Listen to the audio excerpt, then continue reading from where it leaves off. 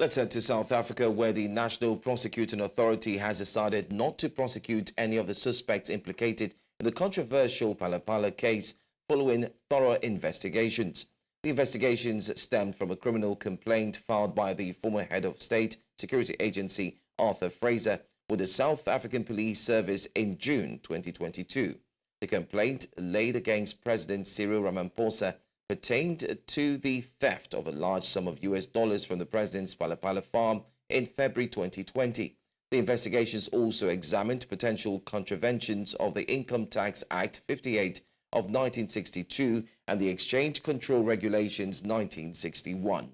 This followed the break-in and theft of an undisclosed amount of US dollars at Phala Phala farm. Meanwhile, the African Transformation Movement has expressed its rejection of the NPA's decision not to prosecute.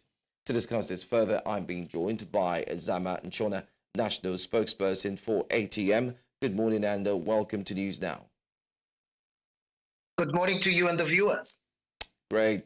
Now, what was the ATM's initial reaction to the NPA's decision not to prosecute individuals involved in the Phala Phala case? Well, for us as the African Transformation Movement, just our initial reaction is that actually make public your findings. Give us the information that you have, which you claim that which you claim that gives you an outcome that says there is no winnable case here. Because as far as we are concerned and the laws of this country are concerned, it is very clear that there is not just prima facie evidence, but there are admissions of the president and clear laws that were actually broken. Take Section 34, subsection 1 of PRECA. It is very clear that any criminality, theft included, which includes money over 100,000, must be reported to a DPCI office. So the president in his own affidavit, yes, did say that there was 580,000 US dollars in his farm. So if which was stolen.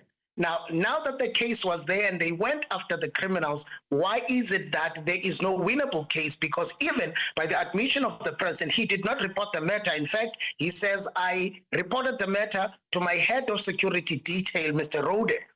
Now, even if he says Mr. Rode should have taken the matter forward, go to Section 34, subsection 4E. It gives you, in the event that the reporting does not happen by delegation, who is the individual who should be held accountable. It says, Section 34, subsection 4E is very clear that the owner of the facility is the one who should actually account. When issues of this nature are at a point that there is nobody who has actually accounted, who has actually reported. So for us as the African Transformation Movement, we're very clear on this matter, that on this matter, there is no way that you can come to that conclusion. But it is not the only law which was broken. If you go and you look at the FICA Act, the FICA Act under Section 28 stipulates that any cash transaction exceeding 25,000 must be reported to the Financial Intelligence Center. The president, by his own admission, violated this law, as we all know and I've already stated. But maybe the last one would be the issue of the Reserve Bank's exchange control regulations.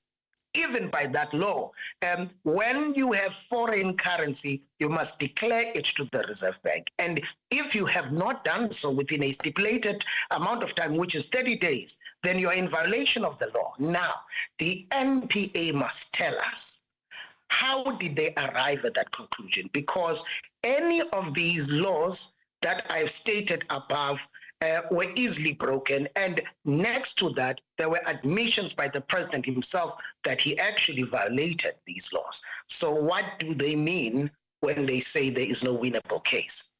All right. I want to say thank you so much for clearly explaining and putting it into clear context, especially for the benefit of our viewers. Thanks so much for joining us.